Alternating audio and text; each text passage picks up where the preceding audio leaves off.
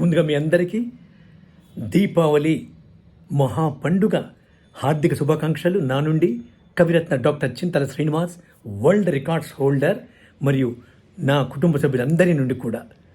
దీపావళి అంటే వరుస, దీపాల వరుసే దీపావళి.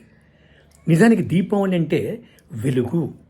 ఎప్పుడైనా వెలుగు అంటే జ్ఞానం, అంటే అజ్ఞాన అంధకారాన్ని తీసివేసి తొలగించి జ్ఞాన సముపార్జనని మనకు కలిగించేదే, ఆత్మ జ్ఞానాన్ని కలిగించేదే, లోకహితాన్ని కోరమని చెప్పేదే, చెడుపై మంచి విజయాన్ని సాధించింది అనే సాంకేతికతను చెప్పేదే దీపావళి. దీపావళి చూస్తే మన పురాణ గాథలను బట్టి నాడు సాగర మథనంలో, అంటే పాల సముద్రాన్ని మదించినప్పుడు వచ్చినటువంటి ఒక మాత శ్రీ మహాలక్ష్మి, ఐశ్వర్యానికి, సుఖశాంతులకు, సంపదకు, అద్భుత ఆరోగ్యానికి ప్రతీక అమ్మ శ్రీ మహాలక్ష్మి ఉద్భవించిన రోజు దీపావళి.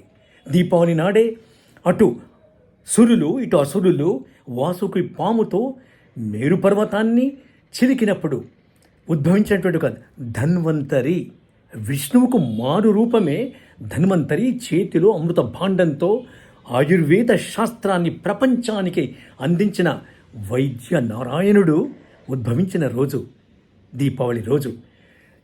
నాడు కృతయుగంలో మహాకాళి రక్తబీజుడు అనేటువంటి రాక్షసుని వధించిన రోజు.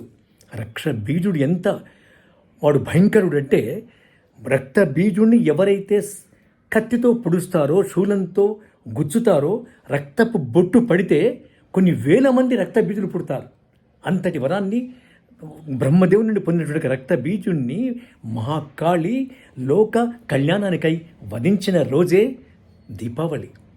నాడు సీతమ్మ తల్లిని అపహరించిన రావణాసురుణ్ణి శ్రీలంకకు ఏగి లంకలో రావణుడితో 9 రాత్రులు అద్భుతంగా మహాపరాక్రమంతో విజృంభించి శ్రీరామచంద్రుడు రావణుని సంహరించిన తర్వాత ఈ రోజుననే దీపావళి నాడే తాను అయోధ్య నుండి సీతను అలాగే లక్ష్మణుడితో సమేతంగా వచ్చి ఆనాడు అయోధ్యావాసులందరికీ ఆనందాన్ని కలిగించిన రోజు.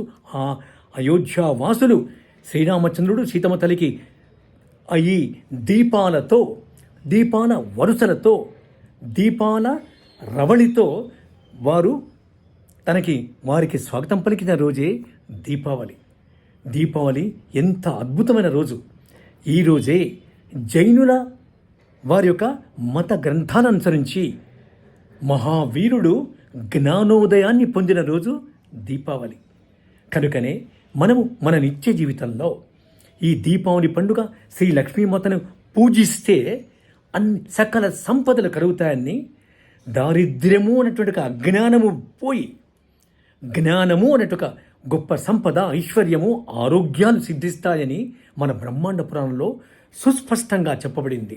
నాడు ద్వాపరయుగంలో పాండవులు 12 సంవత్సరాలు అజ్ఞాతవాసము చేసిన తర్వాత వారు అద్భుతమైనటువంటి విజయాన్ని సాధించి నాడు ఇంద్రప్రస్థానికి ఏతించిన రోజు దీపావళి.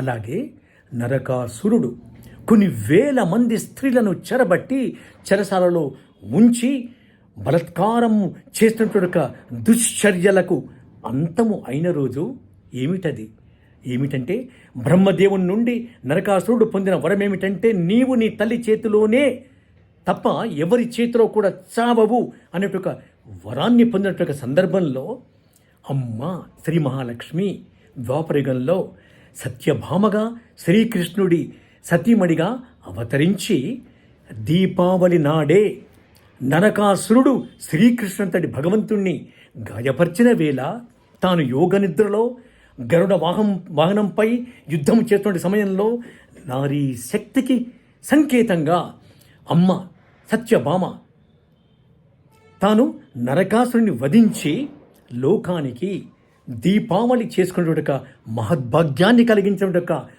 అద్భుతమైనటువంటి పండుగే దీపావళి.